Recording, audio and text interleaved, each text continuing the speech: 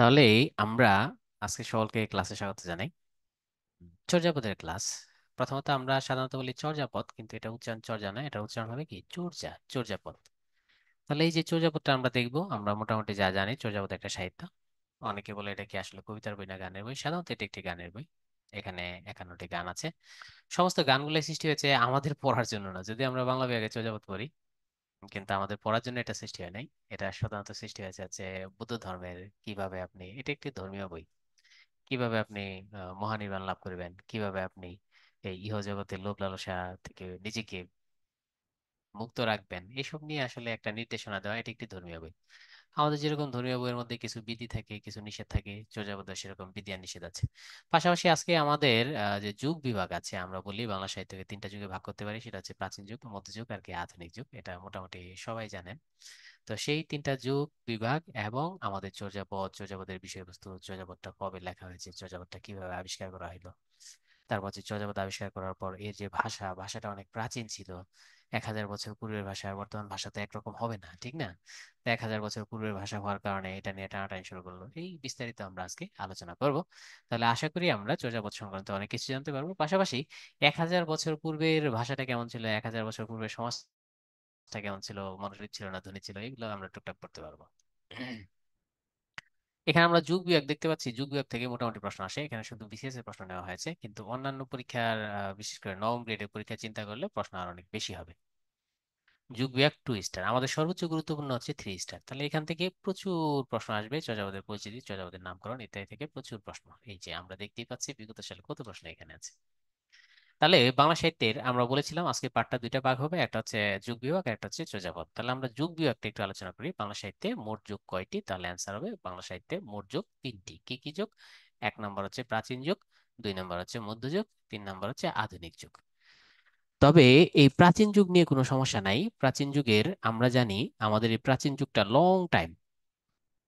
প্রাচীন যুগের সূচনা শুরু হয়েছে 650 থেকে, আর প্রাচীন যুগ শেষ হয়েছে 1200 সালে। তাহলে প্রাচীন যুগ যদি 1200 সালে শেষ হয়, তাহলে আমরা এটা বুঝতেই তো পারছি, তাহলে আমাদের মধ্যযুগ শুরু হবে কত থেকে? মধ্যযুগ শুরু হবে 1201 থেকে। আর মধ্যযুগটা 600 বছরে শেষ হয়েছে কত সালে? 1800 সালে।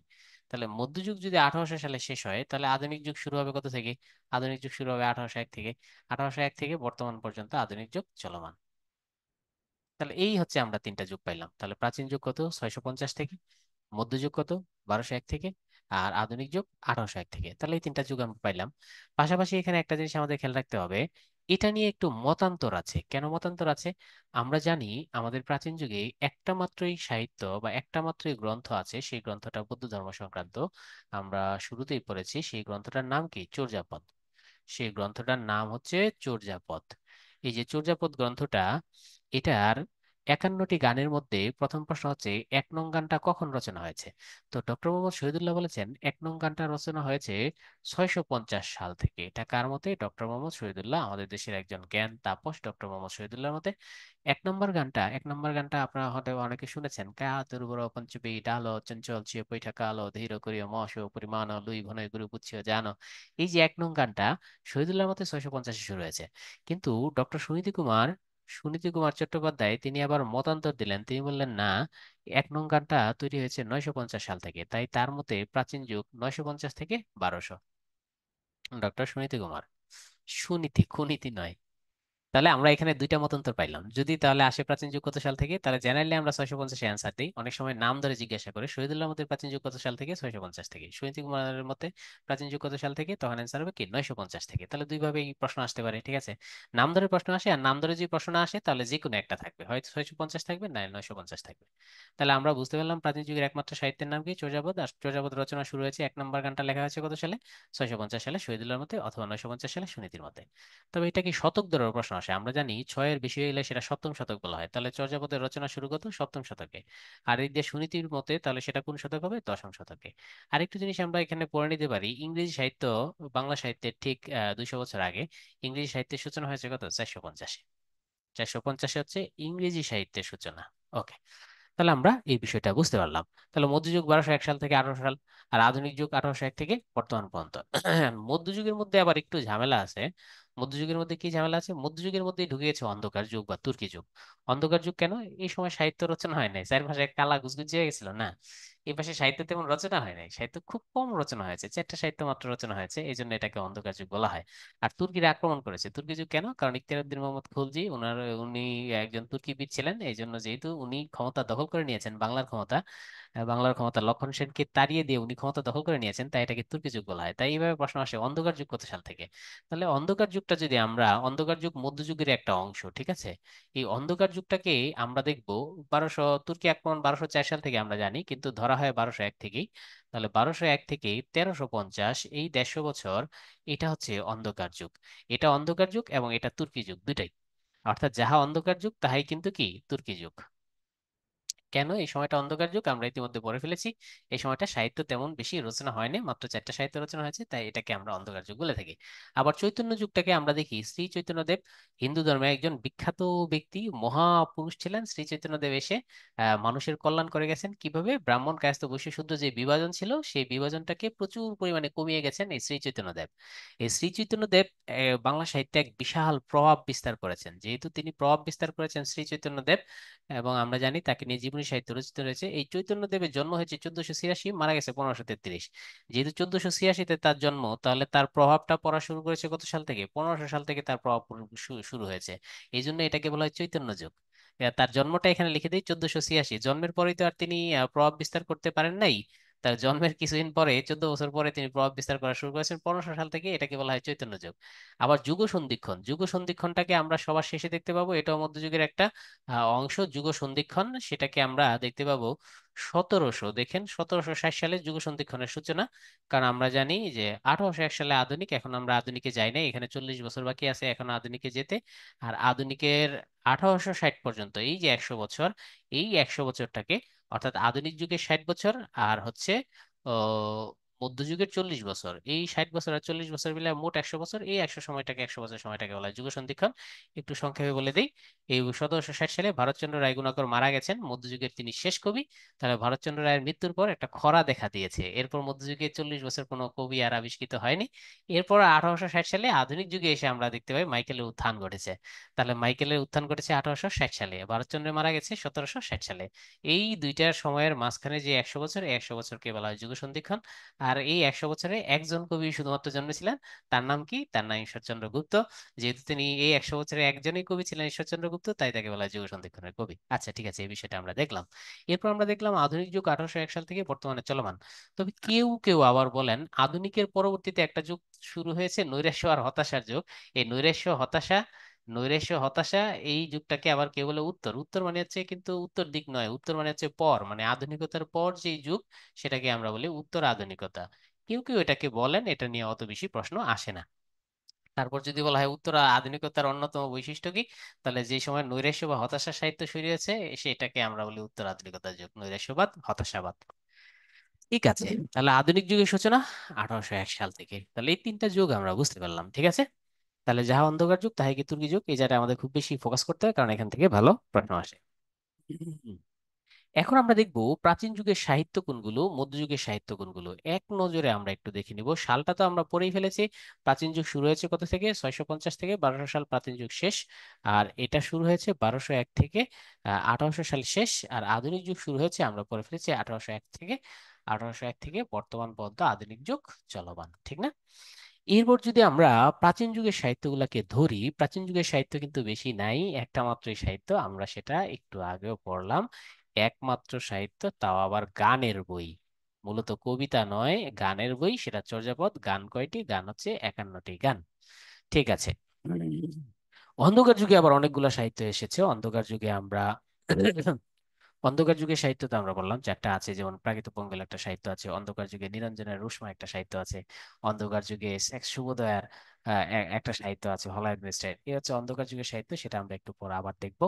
মধ্যযুগের টোটাল সাহিত্যগুলোকে আমরা যদি এক কাতারে নিয়ে আসি, শ্রীকৃষ্ণ কীর্তন একটি মধ্যযুগের সাহিত্য, ভগবান কৃষ্ণের কাহিনী, ভগবান বিষ্ণুর কাহিনী যে সাহিত্য, সেই সাহিত্যকে আমরা কি বলি? বৈষ্ণব পদাবলী। আবার শ্রী চৈতন্যদেব, আমরা একটু আগে পড়েছি, শ্রী চৈতন্যদেব বাংলা সাহিত্যে বিশাল প্রভাব বিস্তার করেছেন শ্রী চৈতন্যদেব। বিশেষ করে ব্রাহ্মণ কায়স্থ বৈশ্য শূদ্র যে বিভাজন ছিল সেই বিভাজনটা কমিয়ে এনেছেন। তাই নিচু শ্রেণীর হিন্দুদের মধ্যে তুমুল জনপ্রিয় ছিলেন চৈতন্যদেব। তার সাহিত্য হচ্ছে জীবনী সাহিত্য। এরপর আমরা মধ্যযুগে দেখতে পারি কার কাহিনী, লাইলি মজনুর কাহিনী, তারপর হচ্ছে ইউসুফ জুলেখার কাহিনী। এগুলোকে আমরা কি বলি, অনুবাদ সাহিত্য। আবার অনুবাদ সাহিত্যের মধ্যে একটা আছে রোমান্টিক, যেমন ধরো ইউসুফ জুলেখার কাহিনী, এটাই রোমান্টিক, সেগুলোকে আমরা রোমান্টিক বলি। প্রণয় মানে হচ্ছে প্রেম, আর উপাখ্যান, রোমান্টিক প্রণয় উপাখ্যান, সেটাও মধ্যযুগের সাহিত্য। রোমান্টিক প্রেমের কাহিনী, শ্রীকৃষ্ণ বৈশ্যবাদী জীবনী সাহিত্য, অনুবাদ সাহিত্য, মঙ্গল কাব্য।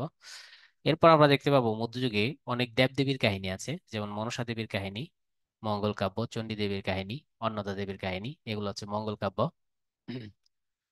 তারপর লোকসাহিত্য, মধ্যযুগে আমরা প্রচুর পরিমাণে কাহিনী পাই। ঠাকুরমার ঝুলা ঝালা যা আছে এগুলো সব হচ্ছে লোকসাহিত্য। কাজল রাখানে একটা সিনেমা হয়েছে, সেটাও লোকসাহিত্য। আমরা পড়েছি মহুয়া পালা, মহুয়া নিয়ে একটা সিনেমা হয়েছে, সেটাও লোকসাহিত্য। ডাক ও খনার বচন, এগুলো সব লোকসাহিত্য। ভগবান শিব, শিবে ভগবান শিবকে নিয়ে এক ধরনের সাহিত্য আছে, সেটাকে আমরা কি বলি, নাথ সাহিত্য। বাংলা সাহিত্য, নাথ সাহিত্য। তারপর হচ্ছে ইমাম হাসান এবং হোসেনকে নিয়ে এক ধরনের সাহিত্য আছে, সেটাকে আমরা বলি কি, ইমাম হাসান হোসেনকে নিয়ে যে সাহিত্য, কারবালার প্রান্তরের ঘটনা নিয়ে, সেটাকে আমরা বলি মুরসিয়া সাহিত্য, নাথ সাহিত্য, মুরসিয়া সাহিত্য। মধ্যযুগে এক ধরনের গান আছে, মানুষ ইনকাম করতো। তোমরা সবাই ছবি দেখেছো, অ্যান্টনি ফিরিঙ্গের একটা ছবি আছে জাতিস্বর কলকাতায়, সেটা হচ্ছে কবি গান। আবার আমরা দেখেছি কিছু পুঁথি সাহিত্য আছে, পুঁথি পাঠ করা হয়তো। যারা সিনেমা দেখেছে 1000 বছর ধরে, তারা দেখবে যে কত সুন্দর পুঁথি পাঠ করা হয়তো, সুরতালি পুঁথি পাঠ করতো, সেই পুঁথি সাহিত্য। মধ্যযুগে রামনিধি গুপ্ত এক ধরনের গান সৃষ্টি করেছেন, সেই গানটাকে আমরা কি বলি, টপ্পা গান। নানান দেশে নানান ভাষা, বিনি স্বদেশী ভাষা, মিটিকি মনের আশা, এরকম একটা গান আছে রামনিধি গুপ্ত, সেটাকে আমরা কি বলি, টপ্পা গান। রামনিধি গুপ্তের আরেকটা গান আছে, সেটা হচ্ছে ভালোবাসিবে বলে ভালোবাসিনে, চাঁদের মুখের হাসি দেখিতে ভালোবাসি, তাই দেখিতে আসি, কিন্তু দেখা দিতে আসিনি, এগুলোকে আমরা কি বলি, টপ্পা গান। দাশরথী রায় নামে একজন কবি আছে, উনি আবার মধ্যযুগে এক ধরনের গান সৃষ্টি করেছেন, সেই গানটাকে আমরা কি বলি, কি পাঁচালী গান।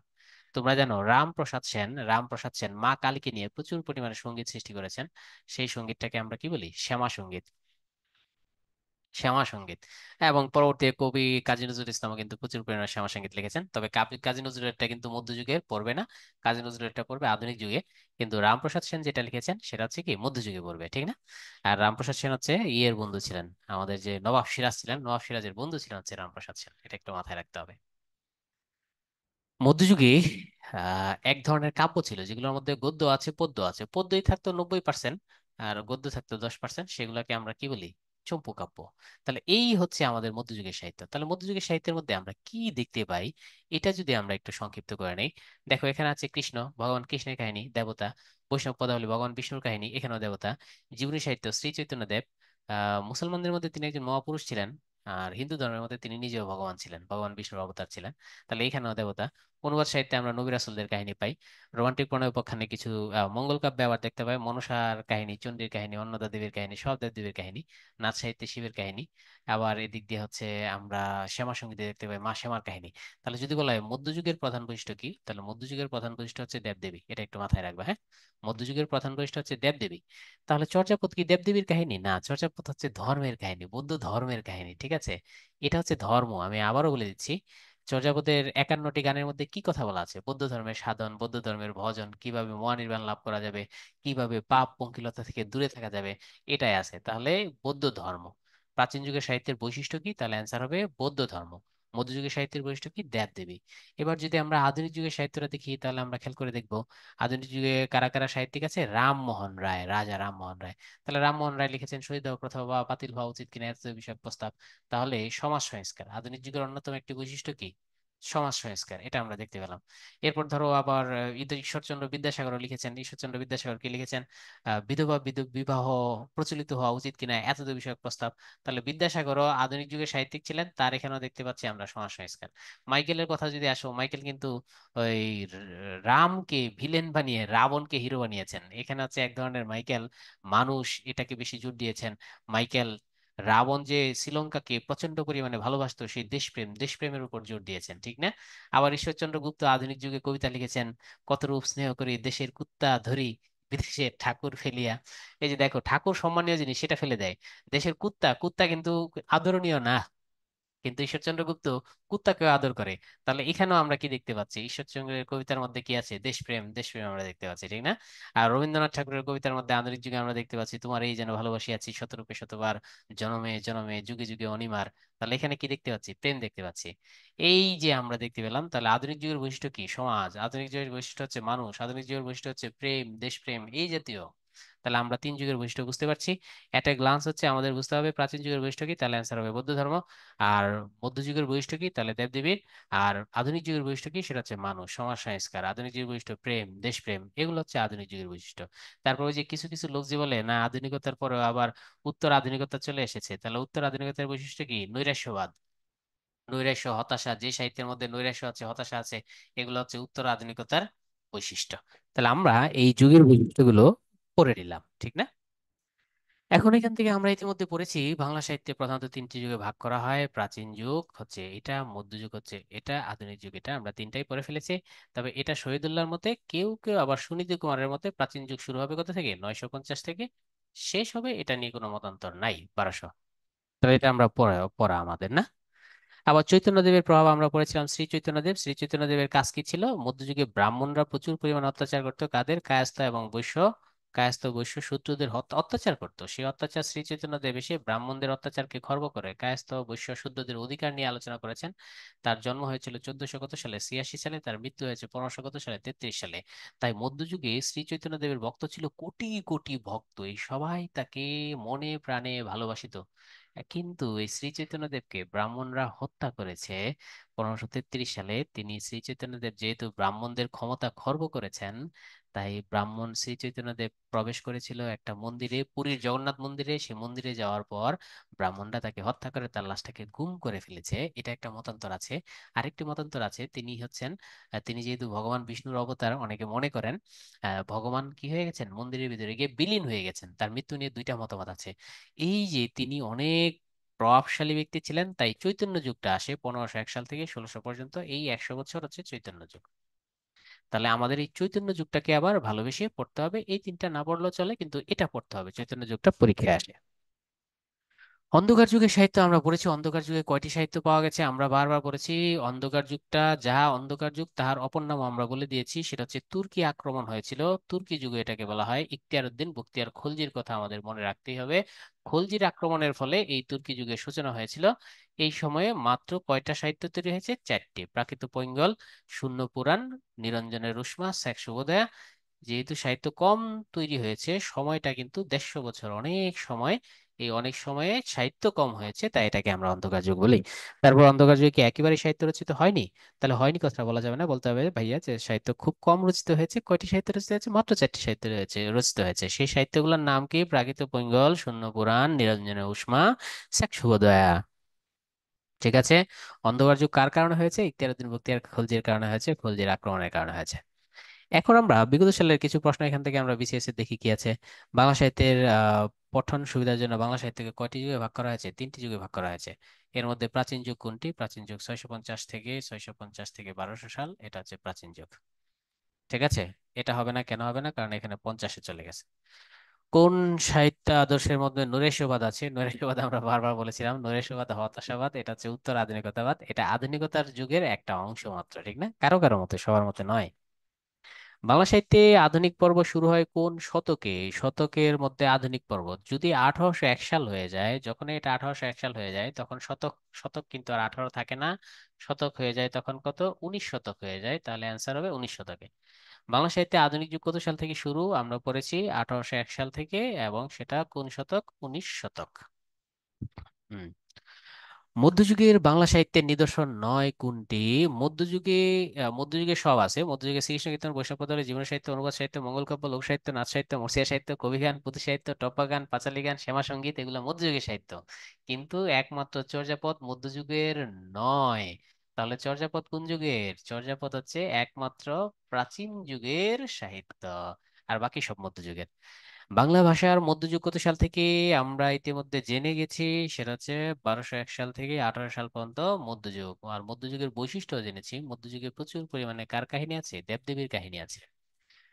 তাহলে এই যে আমরা যুগ বিভাগটা দেখলাম, আশা করি যুগ বিভাগ তোমাদের খুব ভালোই লাগবে। আমাদের চৈতন্য যুগটাকে একটু বেশি এমফাসাইজ করতে হবে। পাশাপাশি তুর্কি যুগ, তুর্কি আক্রমণ, ইখতিয়ারউদ্দিন বখতিয়ার খলজির আগমন, লক্ষণ সের পালিয়ে যাওয়া, এসব টুকটাক পড়তে হবে। এটার সাথে সাহিত্যের সম্পর্ক আছে আছে ভাইয়া, সাহিত্যের সাথে কি সমস্ত ইতিহাসের সম্পর্ক আছে আছে, যেমন চর্যাপদ পাল যুগে পাল শাসন আমলে রচিত হয়েছে, সেটা পরীক্ষায় আসে। তুর্কি আক্রমণের কারণে আমাদের অন্ধকার যুগ শুরু হয়েছে, সেটা পরীক্ষায় আসে আসে হুম। এখন আমরা পড়বো হচ্ছে আমাদের চর্যাপদ। আমরা পড়েছি প্রাচীন যুগে একটা মাত্র সাহিত্য সৃষ্টি হয়েছে, সেই সাহিত্যের নাম কি? চর্যা না চর্যা? তাহলে অ্যান্সার হবে চর্যা, উচ্চারণটা হবে চর্যাপদ, এইভাবে উচ্চারণ করা হয় চর্যাপদ।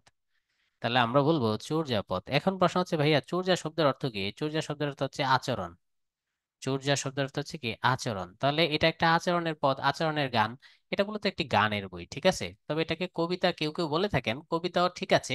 এটাকে কেউ কেউ বলেন ছড়ার বই, সেটাও ঠিক আছে। তাহলে যিনি কবিতার বই বলেন সেটাও ঠিক, যিনি গানের বই বলেন সেটাও ঠিক, যিনি কবিতার বই বলেন সেটাও ঠিক। তাহলে আমরা তো ইতিমধ্যে পড়ে ফেললাম এখান থেকে যে ধরনের প্রশ্ন আলোচিত হয় চর্যাপদ কি। তাহলে আমাদের পড়তে হবে চর্যাপদ একটি গানের বই, চর্যাপদ একটি কবিতার বই, চর্যাপদ একটি ছড়ার বই, চর্যাপদ একটি পদের বই, সব ঠিক। তারপর যদি বলা হয় চর্যাপদ আসলে কিসের বই, তাহলে আমাদের অ্যান্সার দিতে হবে চর্যাপদ আসলে গানের বই। 51টি গান আছে।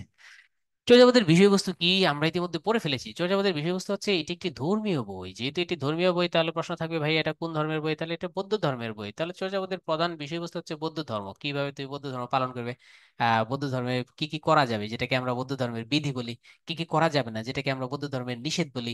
তাহলে চর্যাপদ হচ্ছে বৌদ্ধ ধর্মের এক ধরনের বিধি নিষেধ, কিসব করা যাবে আর কিসব করা যাবে না। তবে চর্যাপদের মধ্যে যে জিনিসটাকে বেশি ফোকাস করা হয়েছে সেটা হচ্ছে মানুষের 5টা ইন্দ্রিয় আছে, সেই চোখ মুখ নাক কান জিহ্বা ত্বক, 5টা ইন্দ্রিয়কে কন্ট্রোল করার ব্যাপারে চর্যাপদের উপর সবচেয়ে বেশি ফোকাস করা হয়েছে। কারণ যদি তুমি মহা নির্বাণ চাও, মহা সুখ চাও, পরকাল চাও, তাহলে তোমাকে কি করতে হবে? এই ইন্দ্রিয়গুলোকে কন্ট্রোল করতে হবে, নাহলে তো তুমি সারা জীবন জ্বলবা পড়বা। তা বৌদ্ধ ধর্মের বিষয়বস্তু কি সেটা আমরা পড়বো। বৌদ্ধ বৌদ্ধ ধর্মে স্বর্গ আছে কি স্বর্গ নেই? তাহলে বলতে হবে না, বৌদ্ধ ধর্মে কোনো স্বর্গ নাই, বৌদ্ধ ধর্মে স্বর্গ বলে কিছু নাই। বৌদ্ধ ধর্মে ঈশ্বর আছে নাকি নাই? তাহলে বলতে হবে না, বৌদ্ধ ধর্মে ঈশ্বরও নাই। তাহলে বৌদ্ধ ধর্মে কি আছে? বৌদ্ধ ধর্মে একটা জিনিসই আছে, মহানির্বাণ লাভ। মহানির্বাণ মানে হচ্ছে মহাসুখ লাভ। এখন প্রশ্ন হচ্ছে ভাই আমি কখন মহানির্বাণ লাভ করব? যখন তোমার এই আত্মাটা পাপ শূন্য হয়ে যাবে, তুমি মহানির্বাণ লাভ করবে। আর যখন তোমার এই আত্মাটার মধ্যে প্রচন্ড পরিমাণে কালিমা থাকবে, মনে করো এটি জায়েদ খানের আত্মা, অথবা হিরো আলমের আত্মা, প্রচন্ড কালিমা থাকবে, তখন তুমি মহা কষ্ট লাভ করবে। আর যখন তোমার আত্মাটা সাদা থাকবে, তখন তুমি কি লাভ করবে? মহা সুখ লাভ করবে। এই মহা সুখ লাভটাকে বলা হয় মহা নির্বাণ। এখন এই মহাসুখ তুমি কিভাবে লাভ করতে পারো? মহাসুখ লাভ করতে পারো তুমি যদি তোমার 5টা ইন্দ্রিয়কে কন্ট্রোল করতে পারো, চোখকে কন্ট্রোল করতে পারো, জিহ্বাকে কন্ট্রোল করতে পারো, ত্বককে কন্ট্রোল করতে পারো, যে তুমি তোমার কান দিয়ে খারাপ জিনিস না শোনো, জিহ্বা দিয়ে খারাপ কথা না বলো। চর্যাপদে এই বিষয়টাকে ফোকাস করা হয়েছে। চর্যাপদে ফোকাস যে শব্দটা আছে, সেই শব্দটার নাম কি? সেই শব্দটার নাম হবে মহানির্বাণ। এই যে মহানির্বাণ বিষয়টা আমরা ইতিমধ্যে বলে ফেললাম। আমি যদি মহানির্বাণটাকে বলি, আমি এখানে তোমাকে 3টা চিত্র দেখায় দেই। ধরো এই যে আত্মাটা আছে, এই আত্মাটা মহানির্বাণ লাভ করেছে। এই আত্মাটা ধরো একটু কালা হয়ে গেছে গা, তাই সে পরের জন্মে মহানির্বাণ লাভ করতে পারে নাই। সে পরের জন্মে নিকৃষ্ট প্রাণী হয়ে জন্মাবে, যেটাকে জন্মান্তরবাদ বলা হয়। সে কুত্তা হয়ে জন্মাবে। ধরো এটা আরেকটু কম, তাহলে এও পরের জন্মে জন্মাবে। এই জন্মাবে কি হয়ে? কবুতর হয়ে। আবার ধরো এটা হচ্ছে এটা আরো ধরো বেশি পাপিষ্ট, এটা ফুল পাপিষ্ট, তাহলে এটা জন্মাবে পরের জন্মে কি হয়? শুয়োর হয়ে। বুঝতে পেরেছো? আর ধরো এটার মধ্যে কোনো পাপই নাই, এটা গৌতম বুদ্ধের আত্মা, তাহলে গৌতম বুদ্ধের আর জন্মানো লাগবে না। কারণ গৌতম বুদ্ধ মহা নির্বাণ লাভ করেছে, মহা সুখ লাভ করেছে। এটাই হচ্ছে মহানির্বাণ। তাহলে মহানির্বাণ মানে কি হওয়া? পাপ শূন্য হওয়া। এটা একটু মাথায় রাখতে হবে, ঠিক না? সৈয়দ কারা লিখেছেন? আমরা পড়েছি এখানে লিখেছেন যারা, তাহলে তারা হচ্ছে 24 জন, বা মতান্তরে কয়জন? 23 জন। 24 জনকে আমরা বেশি হাইলাইট করি, এরা সবাই বৌদ্ধ ধর্মের লোক ছিলেন। এরা কেন লিখেছেন আমরা সেটা পড়বো। লিখেছেন কেন? লিখেছেন হচ্ছে আমাদের বোঝানোর জন্য কিভাবে আমরা মহানির্বাণ লাভ করতে পারি, কিভাবে আমরা ওই এই নিজের আত্মাটাকে কালা না বানায় সাদা বানাইতে পারি, কিভাবে আমরা জন্মান্তর, জন্মান্তর মানে এই যে যদি আত্মায় পাপ থাকে পরের জন্মে কুত্তা হয়ে জন্মাবো, আত্মায় পাপ থাকলে পরের জন্মে কবুতর হয়ে জন্মাবো, আত্মায় পাপ থাকলে পরের জন্মে শুয়োর হয়ে জন্মাবো। এই জন্মান্তর যেন ঠেকাই দিতে পারি, আমাদের কিছু দিক নির্দেশনা দিয়েছেন লেখকরা। এই দিক নির্দেশনার জন্যই তারা এই চর্যাপদ লিখেছেন। তাহলে এটি একটি ধর্মীয় বই। আমাদের জন্য কেন গুরুত্বপূর্ণ চর্যাপদ? আমরা কেন পড়ি? আমরা তো বৌদ্ধ ধর্মের নই, তারপর আমরা চর্যাপদ কেন পড়ি? তাহলে বলতে হবে যে ভাইয়া আমরা চর্যাপদ পড়ি আমাদের সমাজ চিত্রের কারণে। কিসের জন্য পড়ি আমরা? সমাজচিত্রের কারণে। কারণ চর্যাপদের মধ্যে 1000 বছর পূর্বে আমাদের নারীরা কি পরিধান করতেন, 1000 বছর পূর্বে আমাদের কি ইন্ডাস্ট্রি ছিল কি ছিল না, ছিল না। 1000 বছর পূর্বে আমাদের সভ্যতা ছিল নদী ভিত্তিক, সেখানে 1000 বছর পূর্বে আমরা সেখানে কি দেখতে পাবো, আমরা সেখানে নদী ভিত্তিক হইলে সেখানে সাঁকো দেখতে পাবো, নদী ভিত্তিক হইলে সেখানে আমরা মাঝি দেখতে পাবো, নৌকা দেখতে পাবো। আমাদের সমাজচিত্রের জন্য আমরা পড়ি। আর পড়ি হচ্ছে আমাদের ভাষার জন্য। 1000 বছর পূর্বে আমাদের ভাষা কেমন ছিল, ওই যে আমি তোমাদের প্রথমে একটা কবিতা পড়ে শুনিয়েছিলাম চর্যাপদ, সেটা হচ্ছে কায়া তুরুবর পঞ্চবিধ আলোচন চলছে পৈঠা কালো ধীরে করিয়া মহাসহ পরিমাণ লুই ঘনায় গ্রুপ উচ্ছিও জানো। তাহলে আমাদের ভাষার জন্য আমরা সেটা পড়ি। আর একটা 2 নম্বর পদ আছে আলিয়া কালিয়া বা আঠারুদ্দিল্লা তা দেখি কান্নু ভাওনা বইলা কান্নু বিলাস হয়ে আসম মাতা সহজ নলিবন পৈশী নিবাতা। এই যে আমরা এই চর্যাপদের ভাষা আর সমাজচিত্র, এই দুটার জন্য আমরা চর্যাপদ পড়ি, এটা একটু মাথায় রাখবে। চর্যাপদের ভাষা কি আসলেই বাংলা? হ্যাঁ, চর্যাপদের ভাষা অবশ্যই বাংলা। কা তুরুবর, কা শব্দের অর্থ হচ্ছে দেহ, তুরুবর অর্থ হচ্ছে গাছ। তাহলে বোঝা যাচ্ছে চর্যাপদের ভাষা বাংলা। কায়া মানে দেহ, আর তুরু মানে কি, গাছ। পঞ্চমী মানে হচ্ছে পাঁচ, ডাল মানে হচ্ছে শাখা। এই তো বাংলার সাথে মিলে গেলেন। কায়া মানে দেহ, তুরু মানে হচ্ছে গাছ, পঞ্চমী মানে হচ্ছে পাঁচ, আর ডাল মানে কি, শাখা। তাহলে দেহ হচ্ছে একটা গাছ, যে গাছের শাখা আছে কয়টি, 5টি। তাহলে এই তো বাংলা ভাষা মিলে গেল। চর্যাপদের সমাজচিত্র, চর্যাপদের মধ্যে আমরা কি কি পাই সেটা আমাদের পড়তে হবে। যে আমরা বললাম একসময় নদীভিত্তিক সভ্যতা ছিল, চাই চর্যাপদ আমাদের পড়তে হয় নদী ছিল, এই অঞ্চলে নদী থাকলে মাঝি ছিল, চর্যাপদের মধ্যে মাঝির উল্লেখ আছে।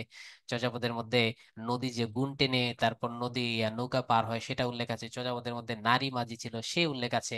চর্যাপদের মধ্যে নারীরা যে আগে এক ধরনের ঝিনুক পরতো, শামুক পরতো, সে ধরনের উল্লেখ আছে। চর্যাপদের মানুষ যে একসময় খুব কষ্টে ছিল, টালত ঘরমোর নাহি পরবেশী, হাড়িতে ভাত নাই নিতিয়া বেশি, হাড়িত ভাত থাকতো না কিন্তু মাঝে মাঝে গেস্ট আসতো। এই যে চর্যাপদের মধ্যে মানুষের কষ্ট, সেটাও কিন্তু চর্যাপদের সমাজচিত্রে আসে।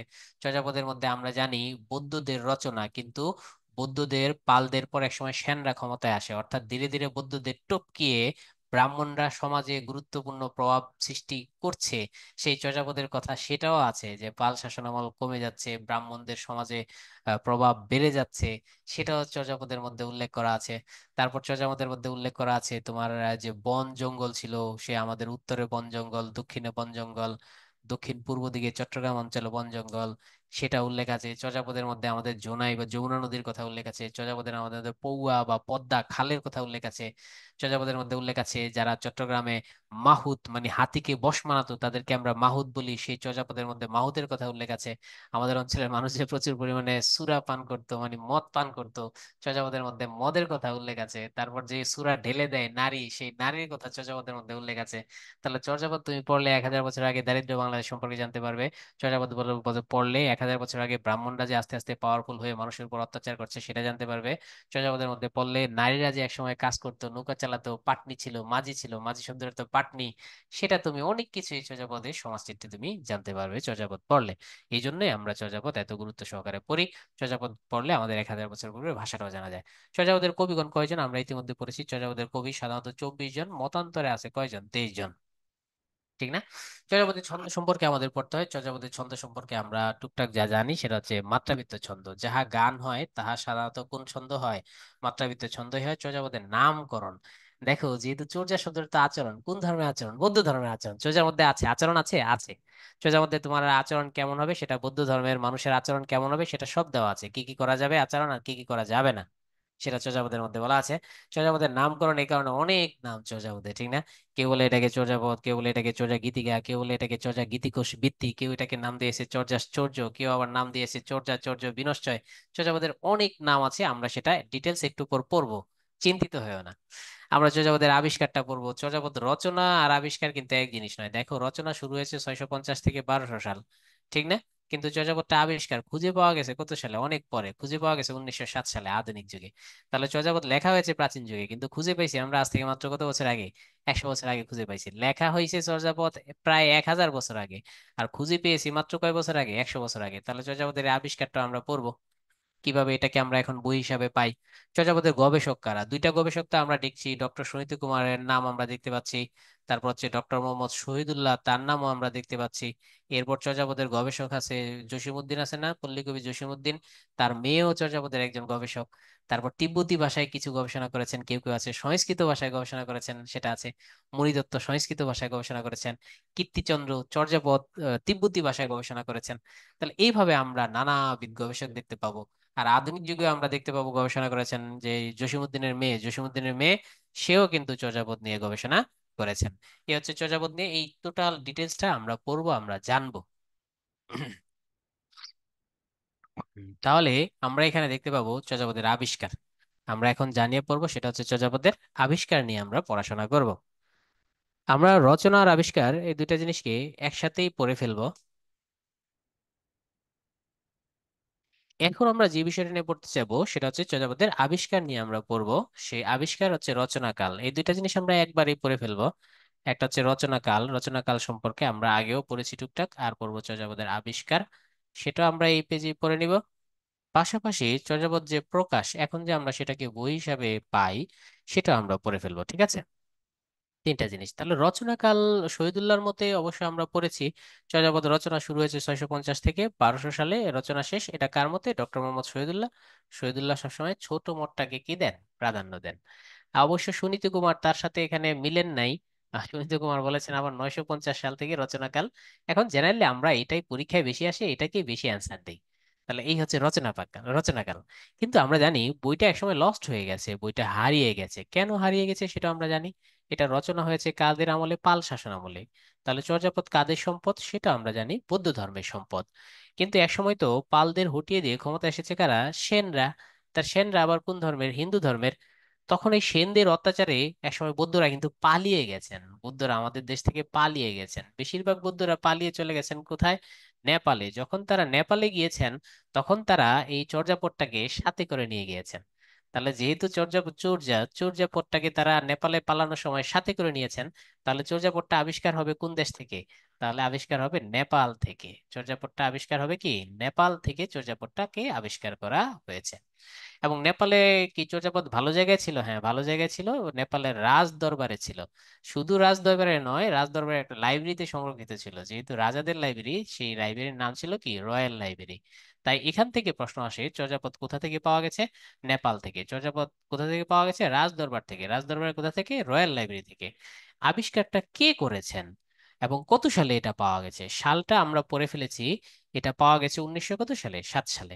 তাহলে চর্যাপদ রচনা শুরু 650, চর্যাপদ রচনা শেষ 1200, মতান্তরে 950 বা 1200। চর্যাপদ আবিষ্কার 1907।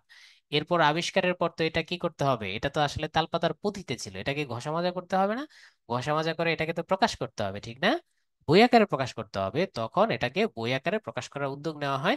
আর উদ্যোগ নিয়ে এটাকে বই আকারে চর্যাপদটাকে প্রকাশ করা হয় 1900 কত সালে? 16 সালে চর্যাপদটাকে প্রকাশ করা হয়। তাহলে কে উদ্যোগ নিয়েছিল? দেখো, আবিষ্কার করেছে ঢাকা বিশ্ববিদ্যালয়ের, তিনি আবার একজন গুরুত্বপূর্ণ ব্যক্তি ছিলেন। ঢাকা বিশ্ববিদ্যালয়ের বাংলা বিভাগের চেয়ারম্যান ছিলেন হরপ্রসাদ শাস্ত্রী। পরে তিনি বাংলা বিভাগের চেয়ারম্যান হয়েছেন। আগে তিনি এই হরপ্রসাদ শাস্ত্রী চর্যাপদটা আবিষ্কার করেছেন 1907 সালে।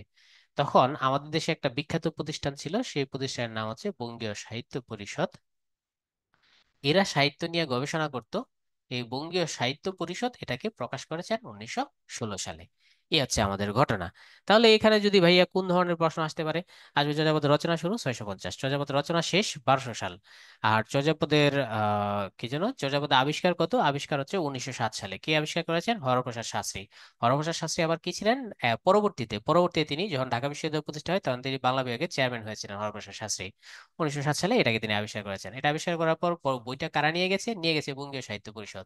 এই সাহিত্য পরিষদ সেই বইটাকে ঘষা মাজা করে প্রকাশ করেছে কত সালে? 1916 সালে বইটাকে প্রকাশ করেছেন। তাহলে এখান থেকে তিন ধরনের প্রশ্ন আমি আবার রিকেপ করছি। রচনাকাল 650 থেকে 1200, এটা আবিষ্কার 1907, আবিষ্কার করেছেন কি? হরপ্রসাদ শাস্ত্রী। তারপর এটা নিয়ে দিয়েছেন কার কাছে? বঙ্গীয় সাহিত্য পরিষদ। এটাকে ঘষা মাজা করে প্রকাশ করেছেন কত সালে? 1916 সালে। এটা ইম্পর্টেন্ট। তাহলে হরপ্রসাদ শাস্ত্রী বইটা যে আবিষ্কার হচ্ছে কোথা থেকে আবিষ্কার করেছে? নেপাল থেকে। নেপালের কোথা থেকে? রাজদরবার থেকে। রাজদরবারের কোথা থেকে? রয়্যাল লাইব্রেরি থেকে। ভালো জায়গায়। এবং কেন এটা নেপাল গিয়েছিল? কারণ আমরা জানি আমাদের পালরা একসময় সেনদের অত্যাচারে পাল বৌদ্ধরা পালিয়ে চলে গিয়েছিলেন নেপালে, তাই বইটা চলে পাওয়া গেছে কোথায়? নেপালে। এ হচ্ছে আবিষ্কার টাবিষ্কার ইত্যাদি আমরা সব পড়ে ফেললাম। তাহলে হরপ্রসাদ শাস্ত্রী কি একাই আবিষ্কার করেছেন? আর কেউ কি এটা চেষ্টা করেন নাই চর্যাপদ তৈরি করার, সৃষ্টি করার জন্য বা খুঁজে পাওয়ার জন্য? আর কেউ সৃষ্টি নয়, খুঁজে পাওয়ার জন্য। হরপ্রসাদ শাস্ত্রীর আগে আমরা একজনকে দেখতে পাবো, রাজা রাজেন্দ্র লাল মিত্র। এই তিনি কিন্তু চেষ্টা করেছিলেন চর্যাপদ খুঁজে পেতে। রাজা রাজেন্দ্র লাল মিত্র, ইনি চেষ্টা করেছেন প্রথমে। তাহলে তাকে দায়িত্বটা কে দিল? তাকে দায়িত্বটা দিয়েছিল এশিয়াটিক সোসাইটি। এশিয়াটিক সোসাইটি রাজা রাজেন্দ্রলাল মিত্রকে দায়িত্ব দিয়েছিলেন যে আপনি এটাকে খুঁজে বের করতে পারবেন, আপনি নেপালে যান। রাজা রাজেন্দ্রলাল মিত্র কয়েকবার নেপালে গিয়েছেন, কিন্তু গিয়ে তিনি আর চর্যাপদ খুঁজে পান নাই। তিনি কি কোনো পুঁথি নেপাল থেকে পেয়েছেন? হ্যাঁ, পেয়েছেন। তিনি নেপাল থেকে একাধিক পুঁথি পেয়েছেন, আমরা সেই পুঁথিগুলা সম্পর্কে জানি। তার একটা বিখ্যাত বই আছে সেই পুঁথিগুলা নিয়ে, সেটা হচ্ছে সংস্কৃত বুদ্ধিস্ট লিটারেচার ইন নেপাল। তাহলে রাজা রাজেন্দ্রলাল মিত্র চর্যাপদ ছাড়া অন্যান্য পুঁথি পেয়েছেন। কিন্তু হরপ্রসাদ শাস্ত্রী মূলত এখানে মহামহোপাধ্যায় হরপ্রসাদ শাস্ত্রী, সে এখানে কি হয়েছেন, সফল হয়েছেন। তিনি তো চর্যাপদ তো পেয়েছেনই, তিনি শুধু চর্যাপদ পান নাই, তিনি চারটা পুঁথি পেয়েছেন। এক হচ্ছে চর্যাপদ পেয়েছেন, 2 নাম্বার হরপ্রসাদ শাস্ত্রী অনেক সফল, 2 নাম্বার ডাকার্ণব পেয়েছেন, 3 নাম্বার হরপ্রসাদ শাস্ত্রী কৃষ্ণপাদের দোহা এ নামে একটা পুঁথি পেয়েছেন, কৃষ্ণপাদের দোহা। হরপ্রসাদ শাস্ত্রী চারটা পুঁথি পেয়েছেন, আর একটা হচ্ছে সরহপাদের দোহা। তাহলে সবচেয়ে সফল কে? সবচেয়ে সফল হচ্ছে হরপ্রসাদ শাস্ত্রী। দোহা মানে কি, এটা আবার পরীক্ষা আসে। দোহা শব্দ হচ্ছে শ্লোক জাতীয় সাহিত্য, যেগুলো হচ্ছে শ্লোক সাহিত্য তাকে আমরা কি বলি, দোহা সাহিত্য। ঠিক আছে, চর্যাপদকে এক ধরনের শ্লোক সাহিত্য বলা যায়, এগুলো হচ্ছে দোহা সাহিত্য। তাহলে আবার প্রশ্ন আসে, প্রাচীন সাহিত্যগুলা কি সাহিত্য? দোহা সাহিত্য। প্রাচীন সাহিত্যগুলা কি সাহিত্য? শ্লোক সাহিত্য। প্রাচীন সাহিত্যগুলা কি সাহিত্য? গান সাহিত্য, কারণ চর্যাপদ কি ছিল, গান। কয়টি গান চর্যাপদে? 51টি গান। তাহলে আমরা পড়ে ফেললাম হরপ্রসাদের আগে কে কে স্টেপসটা নিয়েছিল। স্টেপসটা নিয়েছে এশিয়াটিক সোসাইটি, কাকে পাঠিয়েছিল, রাজা রাজেন্দ্রলাল মিত্র। কে রাজা রাজেন্দ্রলাল মিত্র নেপালে গিয়েছিলেন? হ্যাঁ, গিয়েছিলেন। চর্যাপদ পেয়েছেন? পান নাই। চর্যাপদ ছাড়া তিনি কি পেয়েছেন? তাহলে চর্যাপদ ছাড়া তিনি পেয়েছেন হচ্ছে, আমরা দেখি তিনি অন্য পুঁথি পেয়েছেন, সংস্কৃত ভাষার পুঁথি, তাই তিনি নাম রেখেছেন সংস্কৃত বুদ্ধিস্ট লিটারেচার ইন নেপাল। আর হরপ্রসাদ শাস্ত্রী চর্যাপদে গিয়েছিলেন? হ্যাঁ, গিয়েছিলেন। কয়টা পুঁথি পেয়েছেন তিনি? চারটা পুঁথি পেয়েছেন। এক হচ্ছে চর্যাপদ, ডাকার্ণব, কৃষ্ণপাদের দোয়া, সরোপাদের দোয়া। অর্থাৎ সবচেয়ে বেশি সফল ছিলেন হরপ্রসাদ শাস্ত্রী। কত সালে খুঁজে পেয়েছেন? 1907 সালে খুঁজে পেয়েছেন। এবার বঙ্গীয় সাহিত্য পরিষদ 1916 সালে এই বইটাকে প্রকাশ করলো। সেটা কি শুধু চর্যাপদই প্রকাশ করছে? না, বঙ্গীয় সাহিত্য পরিষদ 1916 সালে চর্যাপদও প্রকাশ করেছে। আবার সে ডাকার্ণবটাকে আমরা দেখতে পাচ্ছি, ডাকার্ণবও প্রকাশ করেছে। কৃষ্ণপাদের দোহা এটাও প্রকাশ করেছে। সরপাদের দোহা এটাও প্রকাশ করেছে। এই সবগুলাই প্রকাশ করেছে 1916 সালে। এমনকি মধ্যযুগের একটা সাহিত্য আছে, সেটা শ্রীকৃষ্ণ কীর্তন, সেটাও প্রকাশ করেছে 1916 সালে। তাহলে আমরা এই যে সংস্কৃত বুদ্ধিস্ট লিটারেচার ইন নেপাল, এটা রাজা রাজেন্দ্রলাল মিত্রের, সেটা আমরা পড়ে ফেললাম। এটা মাঝে মাঝে পরীক্ষা আসে, রাজা রাজেন্দ্রলাল মিত্রের হরপ্রসাদ শাস্ত্রী 1907 সালে রয়্যাল লাইব্রেরি থেকে আবিষ্কার করেছেন, সেটা আমরা পড়ে ফেলেছি। কয়টা গ্রন্থ তিনি আবিষ্কার করেছেন? চারটা গ্রন্থ, সেটা আমরা পড়ে ফেলেছি। 1 নম্বর গ্রন্থ হচ্ছে চর্যাপদ, 2 সরপাদের দোয়া, কৃষ্ণপাদের দোয়া, ডাকার্ণব, এই চারটি গ্রন্থ তিনি আবিষ্কার করেছেন। চারটি গ্রন্থেই বঙ্গীয় সাহিত্য পরিষদ থেকে 1916 সালে প্রকাশ করা হয়েছে। তবে এই চারটি গ্রন্থের একসঙ্গে নাম দেওয়া হয় 1000 বছরের পুরনো। আমরা আগেও বলেছি চর্যাপদ কত বছরের পুরনো, 1000 বছরের পুরনো চর্যাপদ, আনুমানিক 1000 বছরের পুরনো। তাই হরপ্রসাদ শাস্ত্রী এর নাম দিয়েছিলেন 1000 বছরের পুরনো। যেহেতু চর্যাপদের ভাষা কি ভাষা? বাংলা ভাষা। আমরা একটু আগে পড়েছিলাম, কায়া মানে হচ্ছে দেহ, তরুবর মানে হচ্ছে গাছ, দেহ একটি গাছ, পঞ্চমী মানে হচ্ছে পাঁচ, ডাল মানে হচ্ছে শাখা, কা তরুবর পঞ্চমী ডাল, দেহ একটা গাছ যার 5টি শাখা আছে। এই যে বোঝা যাচ্ছে এটা একটি বাংলা ভাষা। অনেকে এটাকে সংস্কৃত ভাষা মনে করেন, কিন্তু এটা সংস্কৃত ভাষা নয়। যদি চর্যাপদ সংস্কৃত ভাষা হইতো তাহলে একটা অনুস্বর থাকতো, কাং তরু বরং পঞ্চবং ডালং চঞ্চল চিয়ং। তাহলে তো অনুসার এখানে নাই। তাহলে চর্যাপদের ভাষা কি আছে? কা তরু বড় পাঞ্চবী ডাল, দেহ হচ্ছে একটা গাছ যার 5টা ডাল আছে, চঞ্চল চিয়ে চঞ্চল চিত্তে, পৈঠা মানে প্রবেশ করেছে, কাল কাল মানে হচ্ছে ধ্বংস। তাহলে চঞ্চল চিত্তে কাল বা ধ্বংস প্রবেশ করেছে। তাহলে বুঝাই যাচ্ছে চর্যাপদের ভাষা বাংলা ভাষা, তাই তিনি এটার নাম দিয়েছেন 1000 বছরের পুরনো বাংলা ভাষার। বৌদ্ধ কোন ধর্মের? বৌদ্ধ ধর্মের। কয়টি গান? 51টি গান। তাই আমরা আবার সেগুলোকে শ্লোকও বলি, দোহাও বলি। বৌদ্ধ গান ও দোহা, এই নামটা কে দিয়েছেন? হরপ্রসাদ শাস্ত্রী। এটা পরীক্ষা আসে, বিভিন্ন পরীক্ষায়। তাহলে আবিষ্কার টাবিষ্কার পরে ফেললাম। আমরা এখানে যদি রিকেপ করি, তাহলে চর্যাপদ কত বছরের পুরনো? রচিত হয়েছে 1000 বছর আগে, কিন্তু আবিষ্কার হয়েছে আজ থেকে 100 বছর আগে, অর্থাৎ রিসেন্টলি আবিষ্কার হয়েছে, 1907 সালে আবিষ্কার হয়েছে। চর্যাপদের প্রাপ্তি স্থান নেপাল। বাংলা সাহিত্যের প্রাচীন যুগের নিদর্শন, প্রাচীন যুগের একটা মাত্র সাহিত্য, সেটা হচ্ছে এই যে দেখো দোহা। দোহা আছে না? প্রাচীন যুগের নিদর্শন কি? দোহা কোষ। ওই যে 1000 বছরের পুরনো বাংলা ভাষার বৌদ্ধ গান ও দোহা, দোহা কোষ, সমস্ত দোহা কোষ গুলোই প্রাচীন যুগের নিদর্শন। চর্যাপদ, ডাকার্ণব, কৃষ্ণপাদের দোহা, সরহপাদের দোহা, দেখছো কত জায়গায় দোহা। তাহলে চর্যাপদ কত সালে আবিষ্কৃত হয়? 1907 সালে। চর্যাপদ আবিষ্কৃত হয় কোথা থেকে? নেপালের রাজ দরবার থেকে। বাংলা ভাষার প্রথম কাব্য সংকলন, এটাকে কাব্য সংকলনও বলা যায়, তবে সবচেয়ে উত্তম হচ্ছে এটাকে কি বলা? গানের সংকলন বলা। চর্যাপদের আবিষ্কারক হরপ্রসাদ শাস্ত্রী, তার একটা উপাধি আছে মহামহোপাধ্যায় হরপ্রসাদ শাস্ত্রী। চর্যাপদ নিয়ে অনেক কৃতিত্ব তার থাকার কারণে তিনি পরবর্তীতে ঢাকা বিশ্ববিদ্যালয়ের বাংলা ডিপার্টমেন্টের প্রথম চেয়ারম্যান হয়েছিলেন এই ব্যক্তিটি। কোচ রাজবংশের আমলে, যেহেতু এটা পালরা, তোমরা জানো যে পালরা হচ্ছে কোন ধর্মের লোক? বৌদ্ধ ধর্মের লোক, সুতরাং এটি পাল রাজবংশের আমলে রচনা শুরু।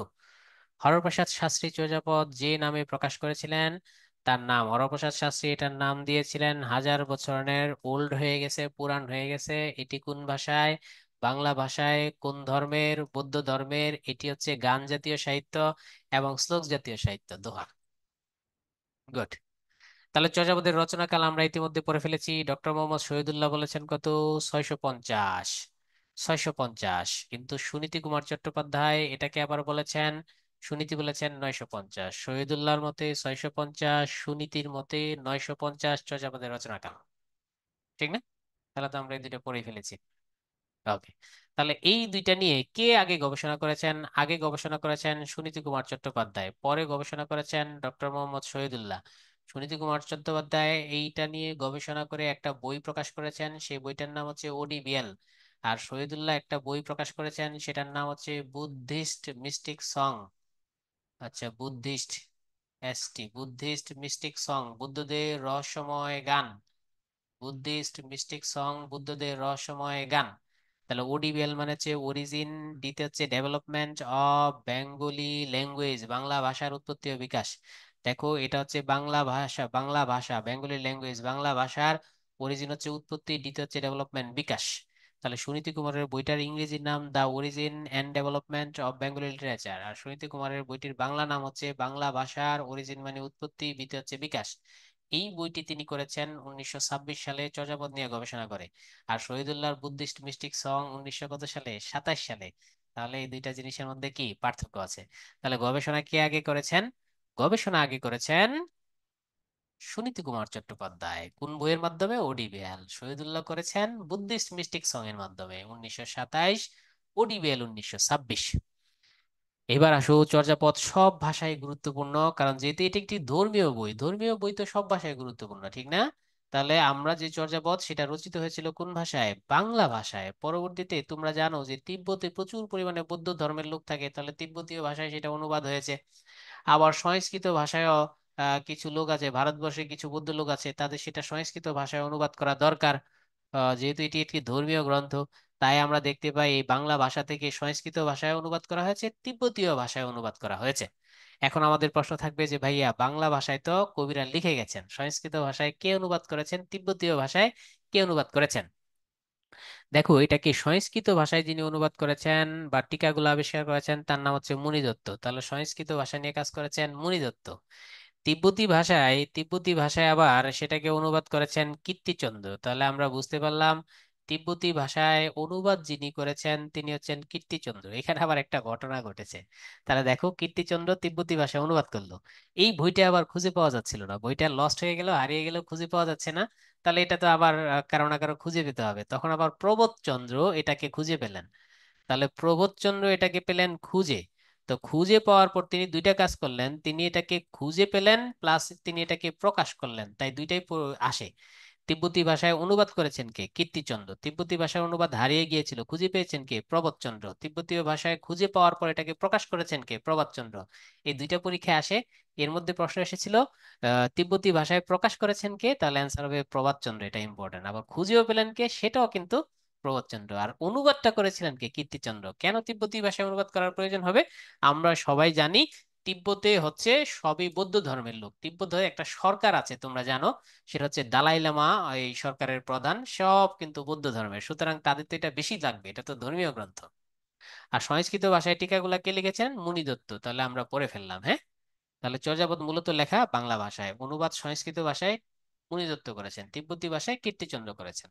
আশা করি বিষয়টা বুঝতে পেরেছি। তাহলে প্রবচনের কাজ কি? প্রবচনের কাজ হচ্ছে এই বইটা হারিয়ে গিয়েছিল, সেটাকে খুঁজে পেয়েছেন এবং এটাকে প্রকাশ করেছেন।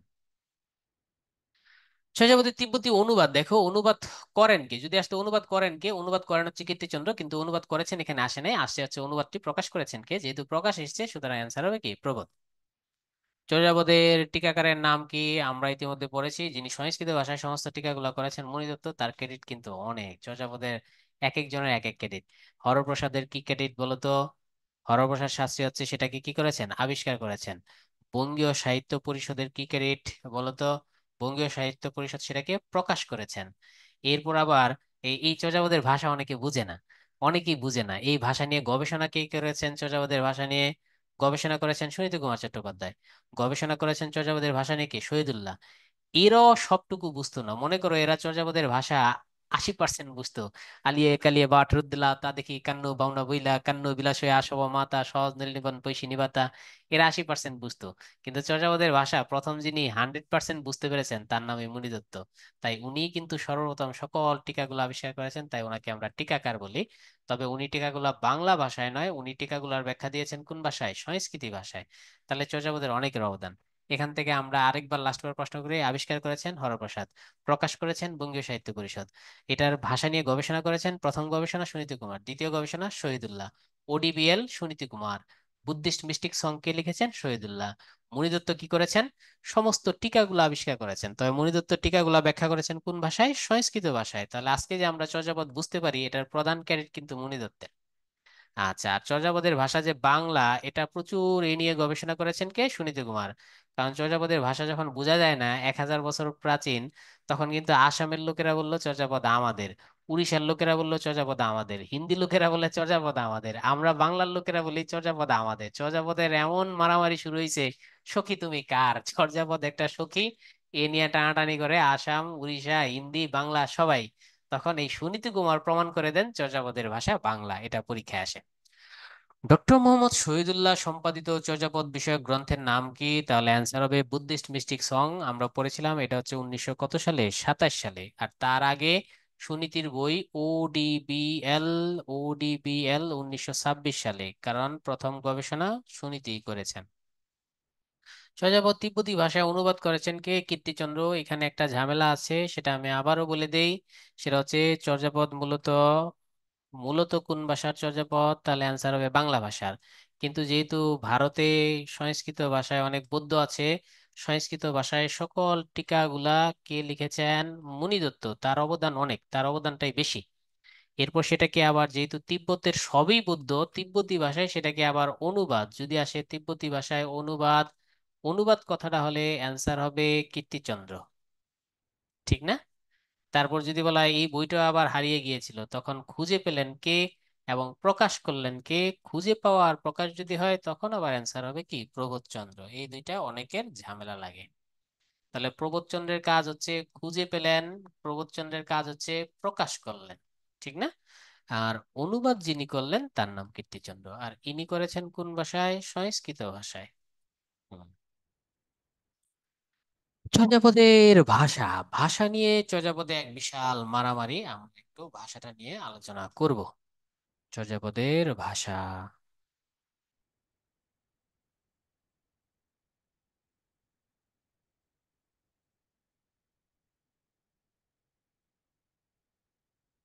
হুম। চর্যাপদের ভাষা নিয়ে যদি আমরা আলোচনা করতে চাই, তাহলে চর্যাপদের ভাষা নেওয়ার জন্য, আলোচনা করার জন্য আমি একটা স্লাইড নিব, স্লাইড নিয়ে তারপর চর্যাপদের ভাষাটা আলোচনা করব।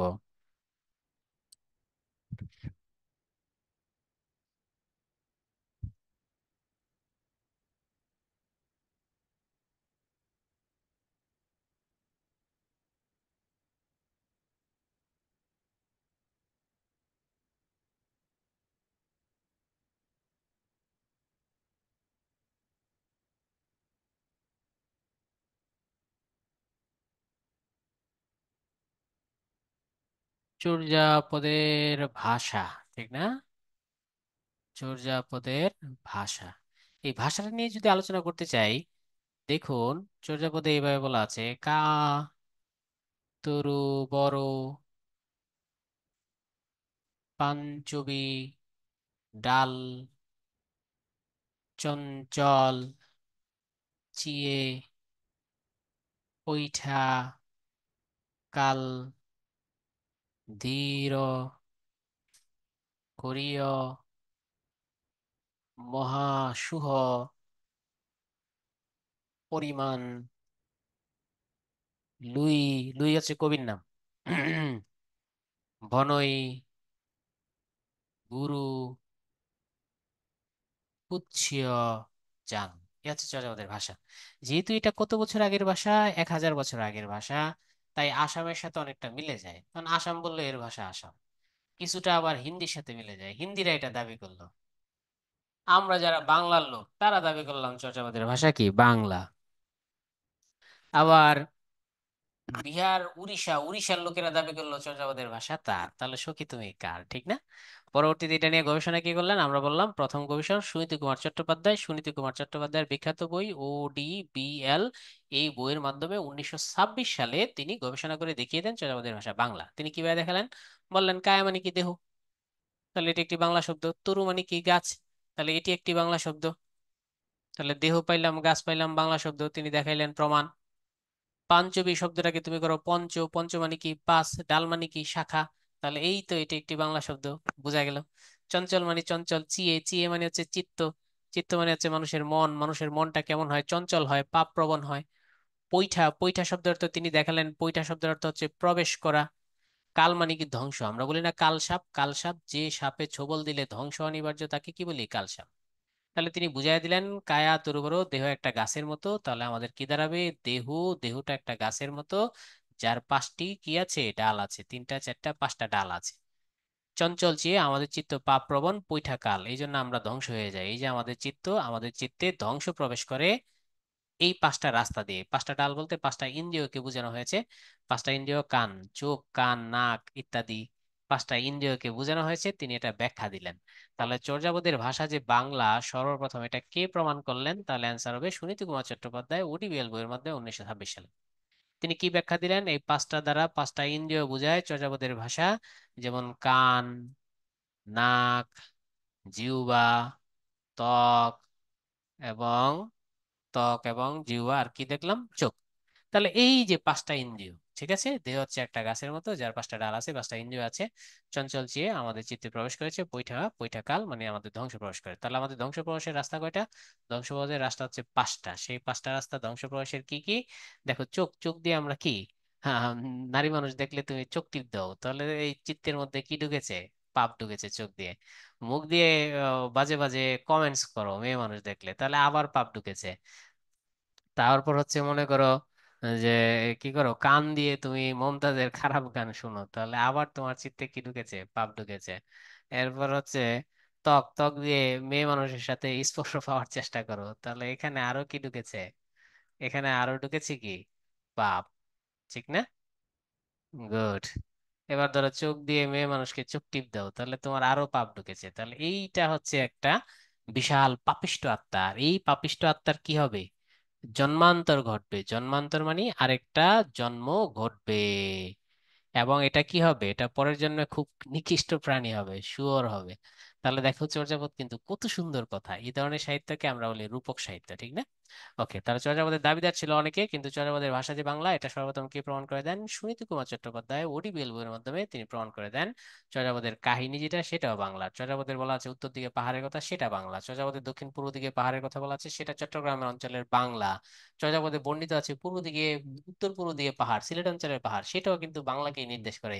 চর্যাপদের মধ্যে বলা আছে, সুনীতি কুমার বলেছেন, চর্যাপদে পৌয়া নদী আছে, পদ্মা নদী, সেটাও বাংলা। চর্যাপদের জোনাই বা যমুনা নদী আছে, তাহলে সেটাও বাংলা। চর্যাপদের নারীরা কি করতো? নৌকা চালাতো, তাহলে এটাও বাংলা প্রমাণ করে।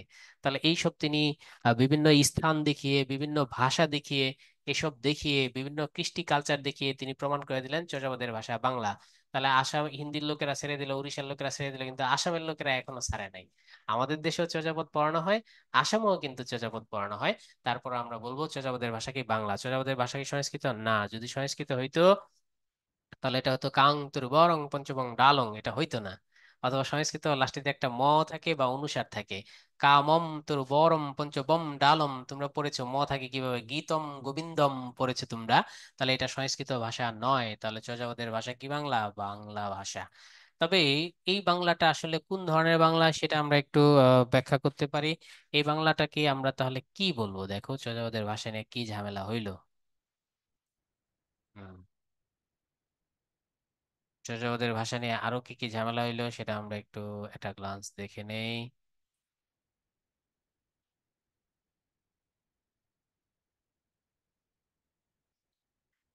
এই যে দেখো, এটা তো বললাম বাংলা, তাহলে বাংলা হলে কেমন ধরনের বাংলা? তাহলে প্রথম অপশন যদি হয় চর্যাপদের ভাষা কি বাংলা, তাহলে অপশন যদি বাংলা আর প্রাচীন বাংলা থাকে, তাহলে অ্যান্সার হবে কিন্তু প্রাচীন বাংলা।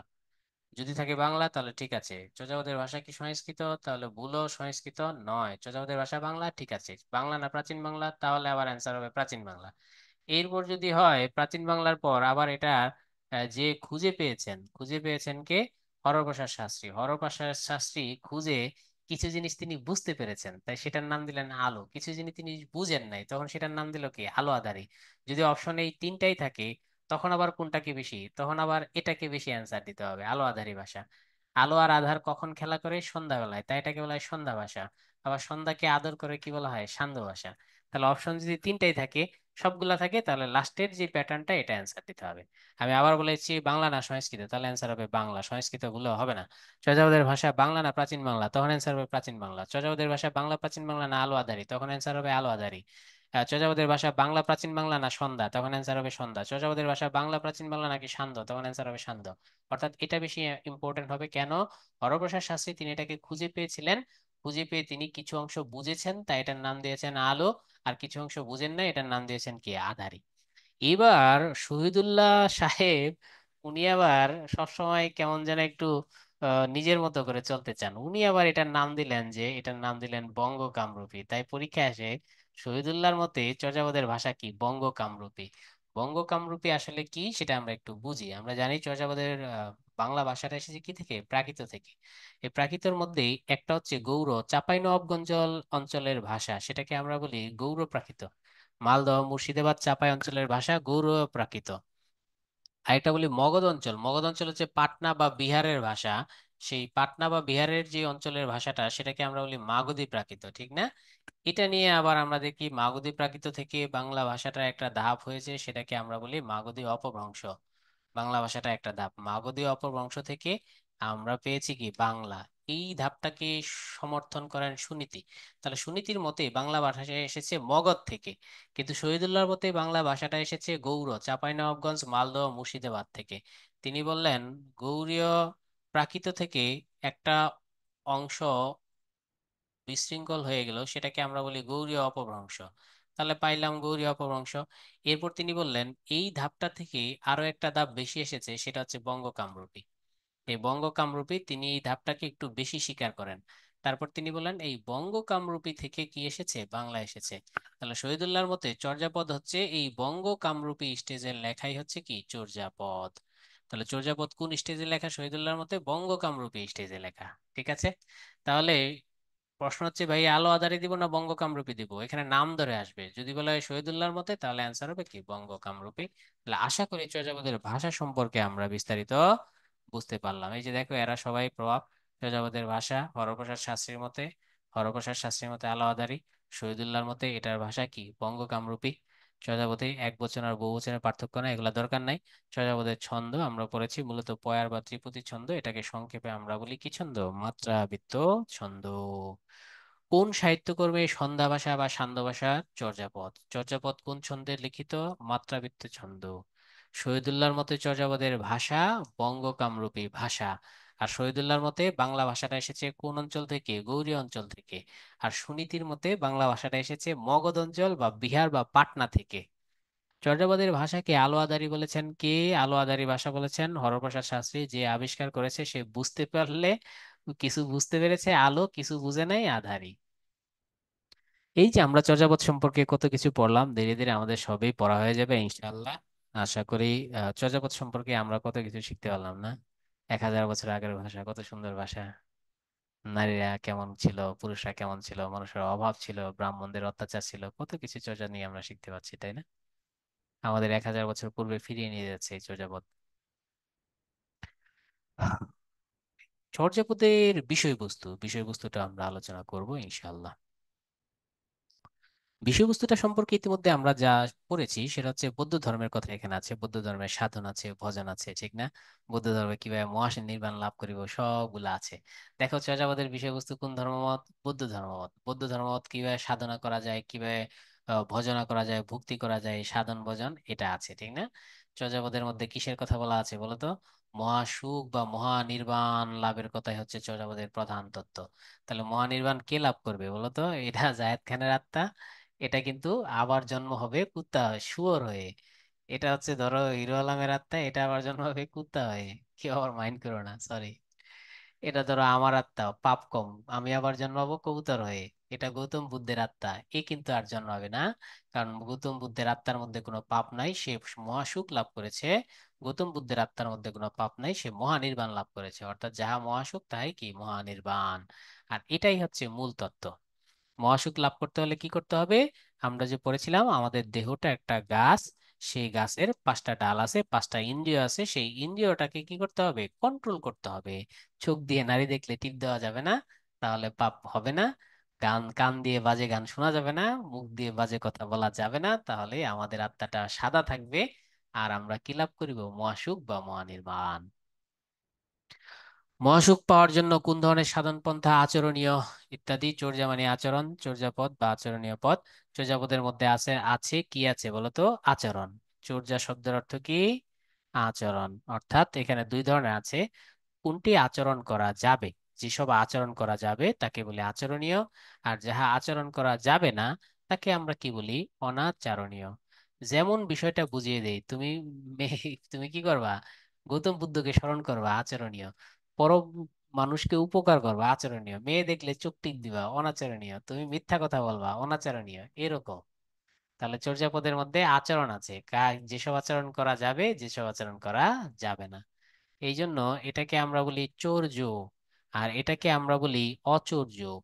চর্য মানে হচ্ছে যাহা করা যাবে, অচর্য মানে যাহা করা যাবে না। এই দুইটাকে যদি আমরা সন্ধি করি তাহলে দাঁড়ায় চর্যাচর্য। আর বিনশ্চয় মানে কি? বাধ্যতামূলক। এই জন্য চর্যাপদের একটা নাম আমরা কি পাই? চর্যাচর্য বিনশ্চয়। কোনটি আচরণীয়, কোনটি আচরণীয় নয়, এটা পরীক্ষায় আসে। কোনটি যাহা করণীয় তাহাকে বলি চর্য, যাহা অকরণীয় তাকে বলি অচর্য। তাহলে চর্যাচর্যের আরেকটা অর্থ হচ্ছে কোনটি করণীয়, কোনটি করণীয় নয়। চর্যাপদের সকল কবিরা ছিলেন কি জানি বুদ্ধ? সহজ জানি বুদ্ধ। তাহলে সহজ জান কি? এক সময় আমরা দেখব বৌদ্ধ ধর্মটা দুইটা ভাগ হয়ে যায়। দুইটা ভাগ হয়ে একটা ভাগ নিজেদের নাম দেয় মহাযান, এরা একটু শিক্ষিত ছিল, মহা মানে ভালো। আরেকটা গ্রুপকে তারা নাম দেয় হীনযান। হীনযান মানে কি? খারাপ যান। এই মহাযানী বৌদ্ধরা একটু শিক্ষিত ছিল, তো এদের মধ্যে আবার একটা যান আসে, অনেকগুলা আছে। এর মধ্যে একটা হচ্ছে বজ্রযান, কেউ কেউ বলেন কালচক্রযান। যাই হোক, ধরে নিলাম কালচক্রযান। এই কালচক্রযানের মধ্যে একটা গ্রুপ আছে সহজ যান। এই এরা হচ্ছে সহজজানি বৌদ্ধ। আমাদের যে বৌদ্ধ কবি 23 জন বা 24 জন বা 23 জন যে আছে আমাদের চর্যাপদের কবি, এরা সবাই এই সহজযান মতের অনুসারী ছিল। তাহলে এরা একটু তুলনামূলক শিক্ষিত ছিল, এরা মহাযানের অংশ, সহজযানী।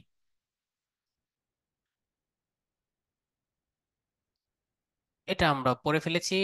দুইটা বইয়ের কথা আমরা পড়েছি 1926 সালে ওডিবিএল বই। আর আমরা পড়েছি 1927 সালে, 1927 সালে আমরা পড়েছি Buddhist mystic song. Buddhist mystic song এটা হচ্ছে শহীদুল্লাহর বই। আর এটা হচ্ছে ডক্টর সুনীতি কুমারের বই, ঠিক না? Origin development Bengali language. চর্যাপদে কোন ধর্মের কথা বলা আছে? বৌদ্ধ ধর্মের কথা। এবং বৌদ্ধ ধর্মের কোন পন্থা সহজযান গ্রুপের কথা বলা আছে, ঠিক না? ঠিক আছে। তাহলে আমরা সবাই চর্যাপদ সম্পর্কে পড়লাম। গুরুত্বপূর্ণ আইটেম। আরো আইটেমে আমরা প্রবেশ করব, চর্যাপদের সমাজচিত্র, চর্যাপদের প্রবাদ প্রবচন, আরো আমরা অনেক কিছু পড়বো। আমাদের মাথায় থাকতে হবে 1000 বছর আগের বাংলাদেশ কেমন ছিল, তাদের কৃষ্টি, কালচার, ইতিহাস, ঐতিহ্য সব সম্পর্কে আমরা পড়বো। পড়ার সাথে আমাদের মজা, ইতিহাস, ঐতিহ্য সবকিছু সংমিশ্রণ করার চেষ্টা করব। তাহলে সবাই ভালো থাকবে। আল্লাহ হাফেজ।